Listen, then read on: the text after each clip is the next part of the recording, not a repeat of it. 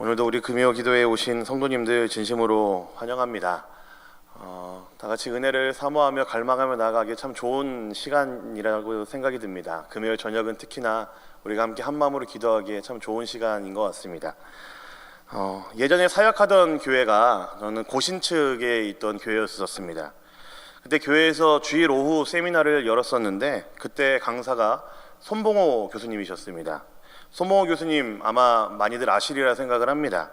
우리나라에서 이제 손에 꼽을 정도의 지성이시면서 동시에 한국 기독교에서 내노라 하는 그리고 많은 사람들이 존경하는 그런 기독교의 어르신 아니겠습니까? 멀리까지는 아니더라도 제가 그래서 이제 그분을 이제 응접하는 일을 맡았었는데 멀리까지는 아니더라도 이제 전철역까지만 오시면은 제가 모시러 가겠다라고 말씀을 드렸었습니다. 그랬더니 이 교수님께서 저에게 전화로 하시면서 한사코 거절을 하시는 거죠. 전철역까지도 오지 말고 아무것도 하지 말고 가만히 있으라고, 당신이 오시겠다라고 얘기를 하십니다. 그래서 제가 어떻게 해서든지 이제 어르신이고 워낙 고령이시니까, 그리고 전철역에서 교회까지의 거리가 꽤 있기 때문에 제가 모시러 가겠다라고 이렇게 거의 애원을 했습니다. 근데 이분이 한사코 거절하시면서 하시는 말씀이, 아직도 내 다리가 튼튼한데, 두 다리가 튼튼한데 뭐하러 전도사님 보고 오라고 그러느냐라고 하시면서 거절을 하셨기 때문에 제가 결국에는 그 교수님의 말씀에 응하고 말았습니다. 그래도 조금 이게 걱정이 되기 때문에 주일 아침에 예배를 마친 후에 좀 나아가서 좀 거니면서 교수님이 좀 언제쯤 오시나 좀 기다리고 있었습니다. 서성거리면서 기다리고 있었습니다. 근데 저 멀리서 이제 어떤 노인이 걸어오시는데 참 좀 죄송한 표현이지만 참 초라해 보이는 그런 노인의 모습이 이게 걸어오는 것을 보았습니다.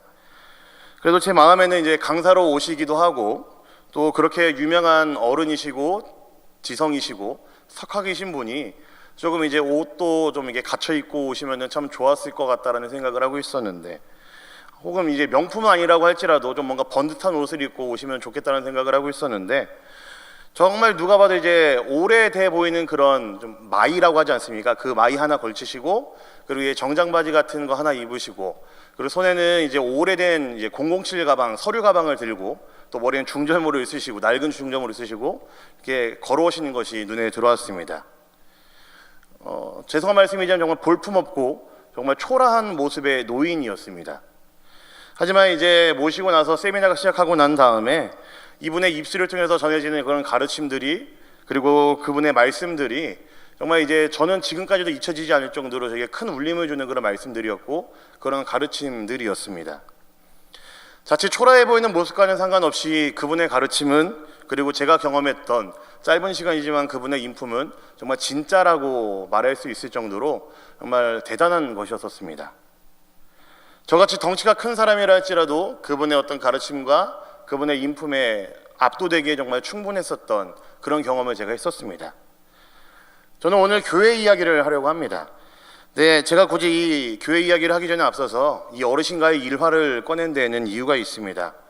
이날 제가 경험했었던 초라하고 그리고 좀 늙은 이 노인의 모습이 사실은 초라하고 늙어 보이지만 볼품없어 보이지만 저는 이분을 거인으로 생각을 했습니다. 거인으로 느껴졌었습니다. 근데 이 이미지가, 이 잔상이 저는 교회에도 충분히 드러나고 있다고 저는 생각을 합니다. 저는 예수님께서 이 땅에 오시고 그 예수님의 뒤를 따르면서 존재했던 지구상의 모든 교회는 전부 다 이렇다라고 생각합니다. 저는 예수님의 뒤를 따르는 이 지구상에 있는 모든 교회들은, 역사상 존재했던 모든 교회들은 이런 모습이어야 된다고 저는 생각을 합니다. 이것을 이야기하고 있는 것이 바로 오늘 우리가 읽은 말씀 26절 말씀에 나와 있습니다. 우리 오늘 말씀 26절을 같이 한 번 더 보도록 하겠습니다. 26절입니다. 보겠습니다. 시작. 형제들아, 너희를 부르심을 보라. 육체를 따라 지혜로운 자가 많지 아니하며 능한 자가 많지 아니하며 문벌 좋은 자가 많지 아니하도다. 교회의 모습 그대로를 묘사를 하고 있습니다.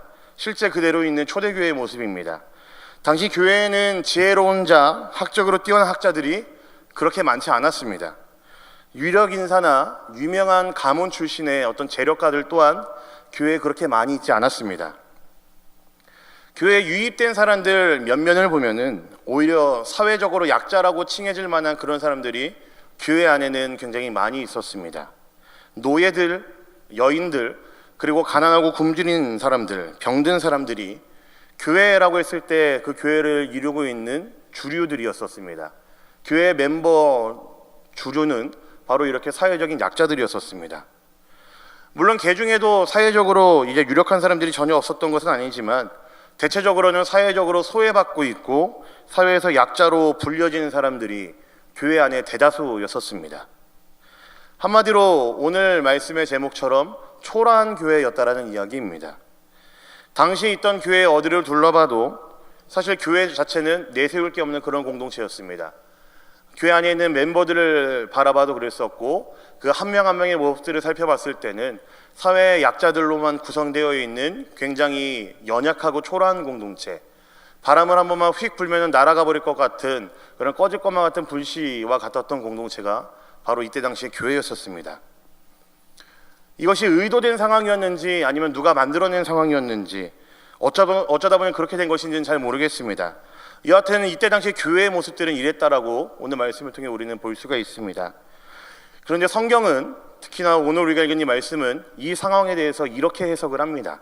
우리 오늘 말씀 27절과 28절 말씀을 같이 보도록 하겠습니다. 27절 28절입니다. 보겠습니다. 시작.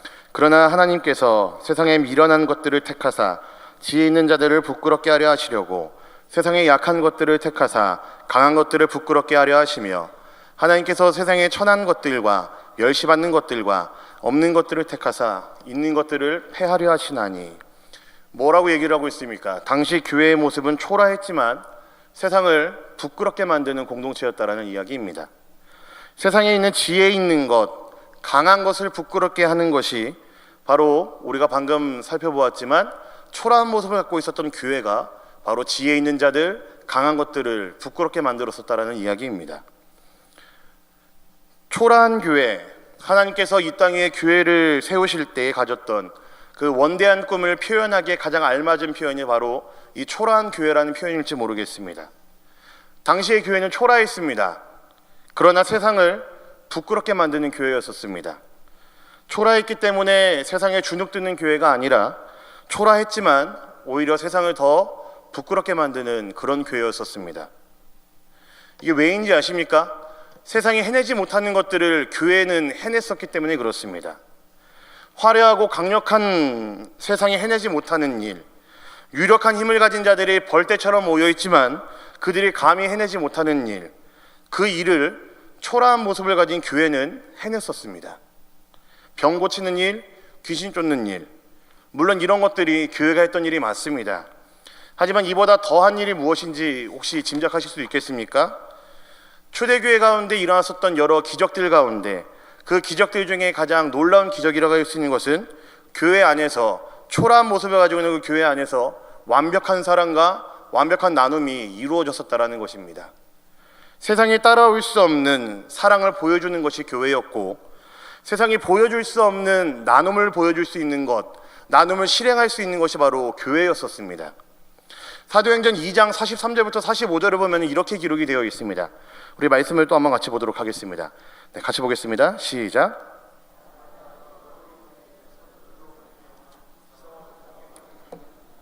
믿는 사람이 다 함께 있어 모든 물건을 서로 통용하고 또 재산과 소유를 팔아 각 사람의 필요를 따라 나눠주며. 일찍이 그 어떤 세상에 있던 지혜도 그 어떤 세상의 힘도 이런 공동체를 만들어내지 못했었습니다. 오직 교회만이 이것을 가능하게 했습니다. 서로 갖고 있는 것들을 통용하였고 서로 있는 것들을 나눠주기를 힘썼고 그 안에서 기쁨과 사랑이 넘치는 것이 바로 교회였었습니다. 사람이 가진 자든 적은 자들, 없는 자들 구분 없이 서로에게 도움이 되는 것들, 서로를 사랑하는 마음으로 진심으로 섬기는 마음으로 나눌 수 있었던 공동체가 바로 교회였다라는 것입니다. 세상에서는 그 어느 누구도 그 어떤 조직도 할 수가 없었던 일들이었습니다. 당시 로마 사회에는 상당한 수준의 윤리 철학이 정립되어 있었습니다. 당시의 로마 어떻습니까? 혹시 많이 들어보셔서 아실 것입니다. 초대 황제였던 아우구스투스가 이뤄놓은 업적 이후로 로마가 통치하던 시기를 팍스 로마나라고 불리고 있습니다. 로마의 평화라는 뜻입니다. 감히 이런 이야기를 할 수 있는 것은 그만큼 그 로마 시대가 강대한 나라였었고 그리고 태평성대와 부귀영화를 누렸던 시기였기 때문에 그렇습니다. 이들이 이루어놓은 정치, 사회, 경제, 문화에서의 업적들은 지금도 전 세계에서 유례를 찾을 수 없을 정도로 어마어마한 업적들을 자랑하는 것들입니다. 그렇게 당시 로마 사회에서는 상당히 높은 수준의 윤리 철학이 정립이 되어 있었습니다. 아리스토텔레스의 윤리학을 중심으로 사람이 어떻게 살아야 하는가를 대학에서 가르치고 고민했었습니다. 그래서 이들이 가르쳤던 것은 이런 것이었습니다. 무엇이든지 포용해야 되고 무엇이든지 사랑해야 된다라는 그런 박애주의를 많이들 가르쳤었습니다. 이런 아름다운 윤리학을 그들은 세워놓았고 로마 시대 때 많은 사람들에게 이 가르침을 전파했었습니다.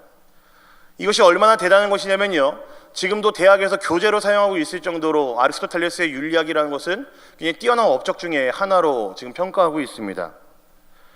그러나 지혜로운 아리스토텔레스의 윤리학도 몇천 년의 시간 동안 존재하는 이 가르침도 사도행전 2장에 나와 있는 나눔 공동체, 사랑 공동체로서의 교회의 모습을 이뤄내지는 못하고 있습니다. 세상에서 아무리 칭송받는 그런 가르침이라 할지라도, 세상에서 아무리 많은 사람들이 배우고 있고 많은 사람들이 알고 있는 그런 가르침이라 할지라도 교회가 하는 이 일은 따라오지 못하고 있습니다. 오직 교회만이 완전한 사랑과 완전한 나눔을 가능케 하는 공동체였습니다. 교육과 윤리가 그랬다고 한다면 힘은 어떻겠습니까? 당시 로마 하면은 군사 강대국이죠. 사람들로 하여금 무슨 짓이든 하게 만들 수 있는 힘을 가지고 있습니다. 그리고 황제에게는 그런 것들을 좌지우지할 수 있는 힘이 분명히 있었습니다. 그러나 그 황제의 힘으로도, 그 막강한 군사력으로도 사도행전 2장의 교회와 같은 아름다운 공동체는 그들은 만들어낼 수가 없었습니다. 진심으로 서로 사랑하는 공동체, 진심으로 서로의 어려움과 고통을 나누는 공동체, 진심으로 서로의 짐을 짊어질 수 있는 공동체, 그런 공동체를 로마의 그 어떤 분야에서든지 어떤 힘이든지 어떤 것으로도 만들어내지 못했습니다. 오직 교회만이 그것을 가능하게 했습니다.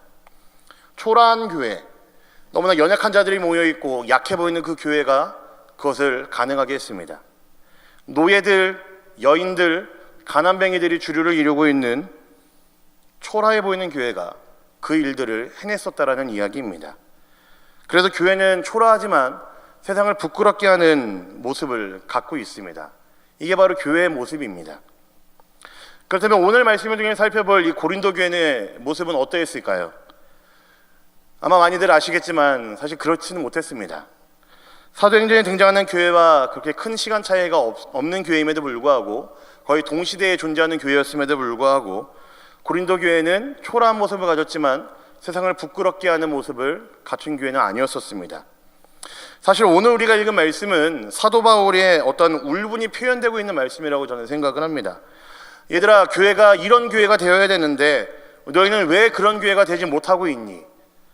원래 교회가 이런 곳인데 얘들아, 왜 고린도 교회는 왜 그런 모습을 갖지 못하고 있니?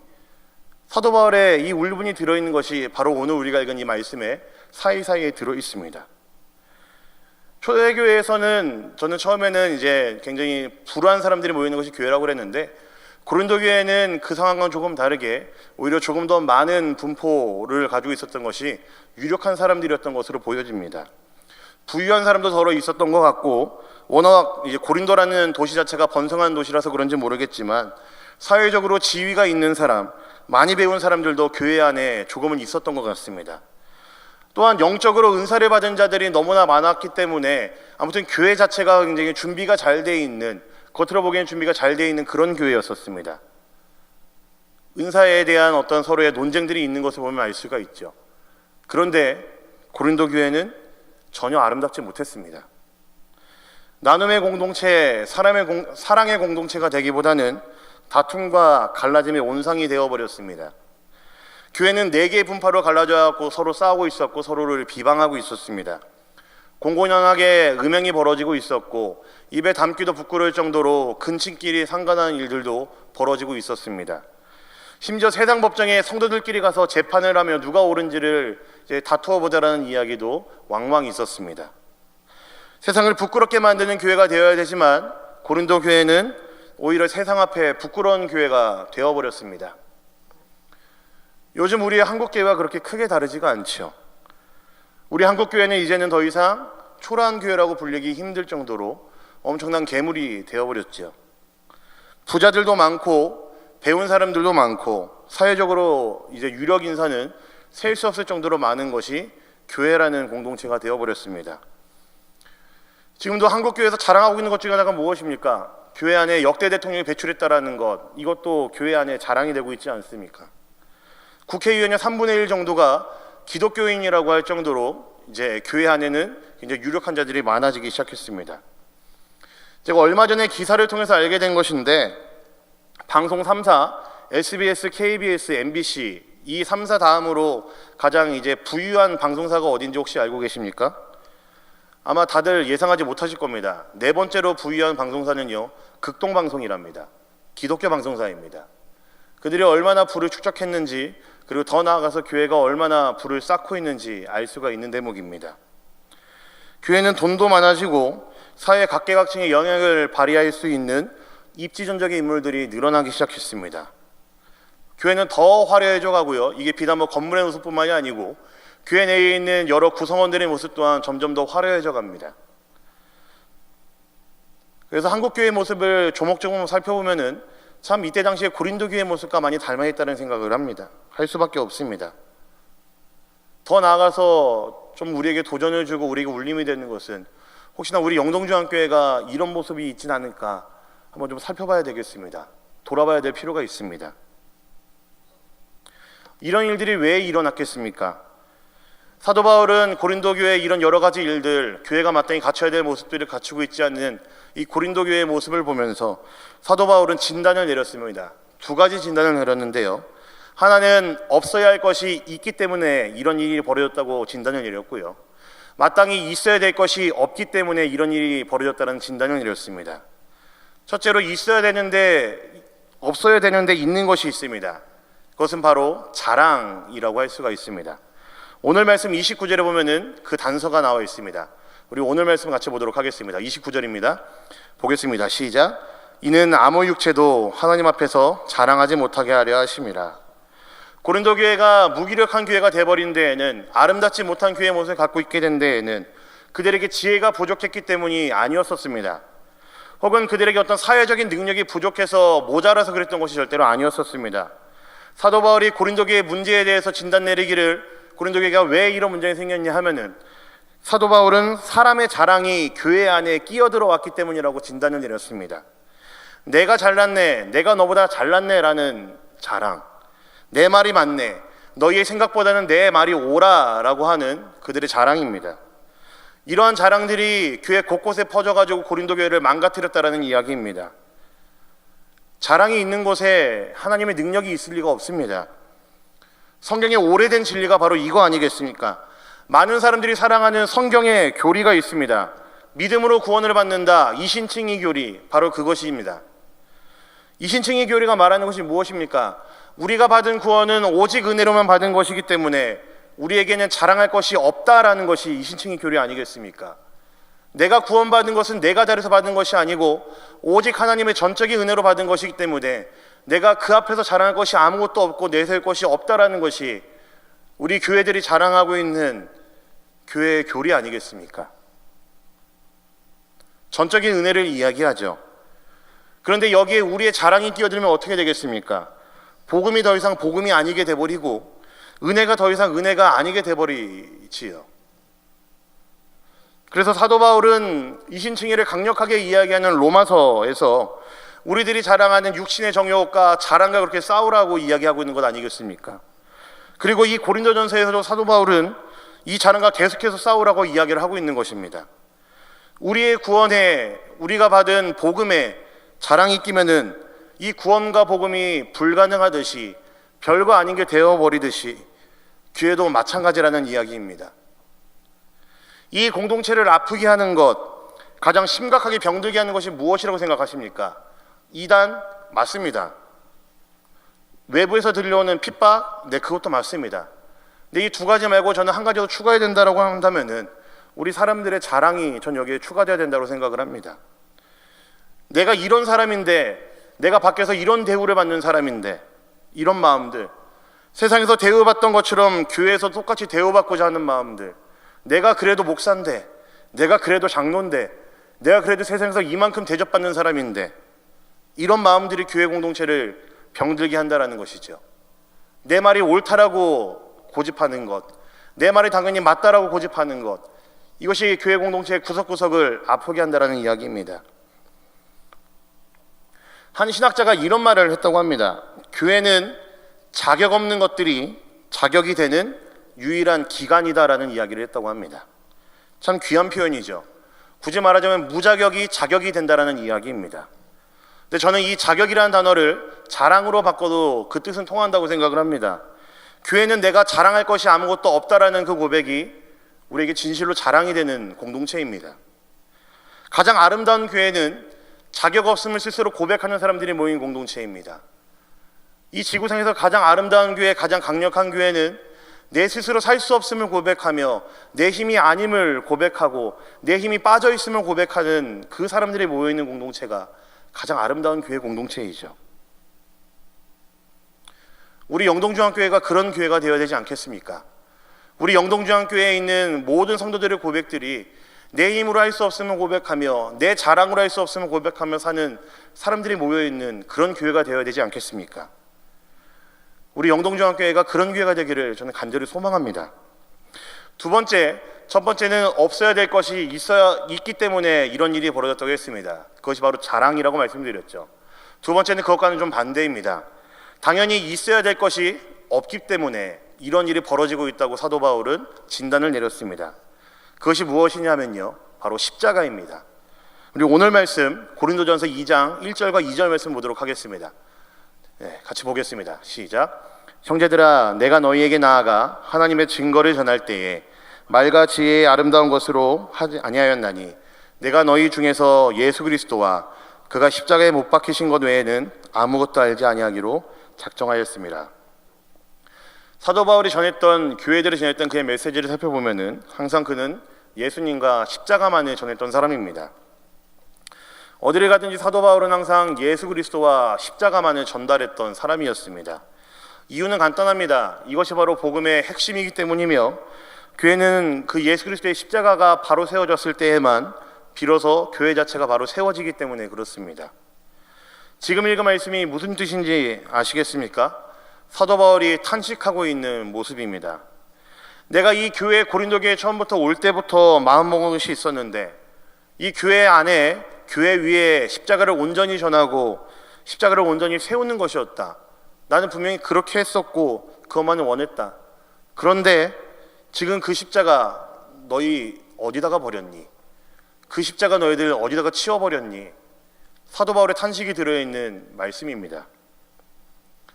그들에게 전했던 온전한 예수 그리스도의 그 십자가 어디에 뒀냐라는 것입니다. 교회 곳곳에 있어야 되는 그 십자가, 성도들의 마음에 새겨져 있어야 되는 그 십자가 도대체 어디 갔냐라고 묻고 있는 겁니다. 사도 바울의 이 한탄이, 이 탄식이 오늘 말씀들 사이사이에 그 행간에 숨어 있습니다. 우리 한국교회는 고린도 교회를 참 많이 닮았다고 말씀을 드렸었죠. 좋은 사람들도 많이 있고 귀한 것들도 많이 있지만 교회 내에 이 예수 그리스도의 십자가가 많이 지워져 있다는 생각을 거둘 수가 없습니다. 방금 전에 교회 내에 있어야 될 것이 없고 없어야 될 것이 있는 것이 문제라고 말씀드렸었습니다. 참 재미있는 것은요, 예수 그리스도의 십자가 마땅히 있어야 될 것이 그 자리에 당연히 있다면은, 제대로 서 있다면은 교회 내에 당연히 없어져야 될 것들은 반드시 사라질 수밖에 없다라는 데에 있습니다.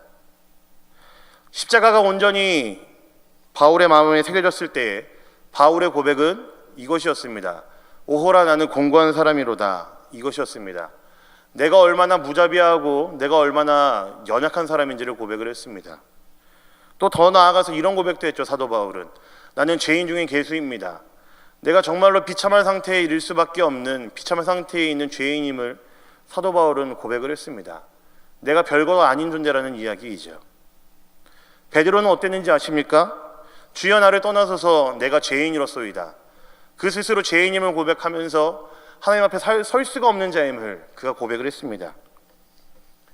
십자가가 우리 마음에 든든히 새겨졌을 때에, 우리 교회 안에 든든히 서 있을 때에 우리의 자랑들, 우리의 헛된 생각들, 우리의 교만함들은 모두 다 사라질 수밖에 없습니다. 교회 성장연구소라는 곳이 있습니다. 이게 기독교 여러 가지 자료들을 이제 수집하고 어떻게 정리하는 리서치하는 그런 기관 단체인데요. 그곳에서 2019년 교인 인식 설문조사라는 것을 했는데 한국교회가 해결해야 될 가장 시급한 문제라는 주제로 설문조사를 했었습니다. 그런데 많은 성도들 300명을 기준으로 그들에게 물어보고 설문조사를 했었는데 이들이 한국교회에서 마땅히 해결돼야 될 것들 여러 가지 문제들을 골랐습니다. 근데 우리가 예상할 수 있는 것이 이런 것들이 나왔습니다. 영성의 회복, 예배의 회복, 전도의 회복, 그리고 교회가 세속화가 되어 있기 때문에 그 세속화를 회복해야 된다라는 이런 답변들이 나왔습니다. 근데 그거 아십니까? 굉장히 퍼센테이지가 낮은 답변들이었었습니다. 가장 높은 퍼센테이지를 차지하는 것은 이것이었습니다. 한국교회가 회복해야 될 가장 큰 문제, 교회다움을 회복하는 것, 목사가 목사다움을 회복하는 것, 성도들이 성도다움을 회복하는 것, 이것을 가장 많이 꼽았습니다. 교회 같지 않은 모습, 목사 같지 않은 모습, 성도 같지 않은 모습, 이것이 바로 한국교회에서 우리가 마땅히 회복해야 될 모습이라는 이야기입니다. 교회다움이 무엇입니까? 성도다움이 무엇입니까? 저는 교회와 성도 개념이 그렇게 크게 다르지 않다고 생각을 합니다. 범위의 문제입니다. 모여있느냐, 흩어있느냐의 문제입니다. 그렇다면 성도가 성도답다고 한다면은, 이 자리에 그런 사람들이, 그런 성도가 분명히 모여있다고 한다면은 자연스럽게 교회가 교회다워진다라는 이야기이죠. 우리가 어떤 성도여야 되겠습니까? 우리가 어떤 그리스도인이어야 되겠습니까? 초라하고 미련한 모습이어야 됩니다. 그럼에도 세상을 부끄럽게 하는 모습이 우리 안에 분명히 있어야 되지 않겠습니까? 왜 세상이 교회를 욕하고 있습니까? 왜 세상이 그리스도인들을 욕합니까? 세상을 부끄럽게 하는 모습은 차치하고 교회를 부끄럽게 하고 더 나아가서 하나님을 부끄럽게 하는 모습이 우리 안에, 교회 안에 가득하기 때문 아니겠습니까? 교회 안에 우리들의 자랑과 이기심, 대우받으려는 마음들이 가득하고 그런 사람들이 교회 곳곳에, 교회 중직에, 교회 재직들에 앉아있고 십자가는 온데간데 없기 때문 아니겠습니까? 우리에게로 갖고 들어와 볼까요? 우리 영동중앙교회가 회복해야 될 것이 무엇이겠습니까? 새로운 담임 목사를 모시기 위해서 여러 가지 많은 것들을 준비하고 있고 기도하고 있지만, 여러 가지 많은 방법들을 간구하고 있고 방안들을 마련하고 있지만, 그 이전에 앞서서 우리가 회복해야 될 모습이 바로 이거 아니겠습니까? 교회 안에 가득한 나의 자랑을 없애고 대우받기를 원하는 나의 모습을 꺾어버리고 예수 그리스도의 십자가를 나의 마음 가운데 단단히 세우는 것, 그렇게 됐을 때에 연약하고 초라해 보이는 교회의 모습일지 모르겠으나 그때 비로소 우리 영동중앙교회는 더욱 바르게, 더욱 단단히 세워지지 않겠습니까? 남들이 볼 때는 초라한 모습일지 모르겠으나, 남들이 볼 때는 저 사람들은 왜 자기들의 연약함만 고백하지? 저 사람들은 왜 자기들이 없음을 고백하지? 그렇게 이상하게 생각할 수밖에 없는 그런 연약한 모습의 교회일지 모르겠으나, 그러나 이 모습들이 우리 안에 쌓일 때에, 우리 안에 가득할 때에 비로소 이 세상을 부끄럽게 만드는 공동체가 바로 우리 영동중앙교회가 되지 않겠습니까? 이 교회다움을 위해, 성도다움을 위해 함께 노력하는, 그리고 그로 인한 축복을 마음껏 누릴 수 있는 저와 우리 모든 성도님들이시기를 우리 주님의 이름으로 간절히 부탁드립니다. 우리 안에 마땅히 회복해야 될 것, 우리가 마땅히 가져야 될 것, 우리가 마땅히 마음 가운데 세워야 될 것, 우리가 마땅히 교회 위에 가득히 채워 넣어야 될 것, 그 십자가를 생각하시면서, 그 십자가를 붙드시면서 살아가는 사랑하는 우리 모든 영동중앙교회 성도님들이시기를 우리 주님의 이름으로 간절히 부탁드리겠습니다.